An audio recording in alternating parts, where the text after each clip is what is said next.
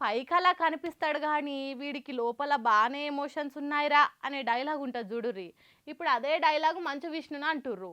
అదేంది మంచు విష్ణును ట్రోల్ చేసినోడే తప్ప మెచ్చుకున్నోడు ఎవ్వరు లేడు గదబ్బా! అనే గదా మీ డౌట్ అనుమానం. అయితే వార్త చూస్తే పురాగ సమజైతది. ఇప్పుడు టాలీవుడ్ ఆడియన్స్ కన్ను మొత్తం కన్నప్ప సినిమా మీదనే ఉంది. అందులో ఇంకా డార్లింగ్ ప్రభాస్ కూడా యాక్టింగ్ చేస్తుండేసరికి కనీసం ప్రభాస్ కోసమైన సినిమా చూడాలి రాబాయ్ అన్నట్టు వెయిటింగ్ చేస్తుర్రు అంతా. ఈ నెల 27 తారీఖే సినిమా రిలీజ్ కదా.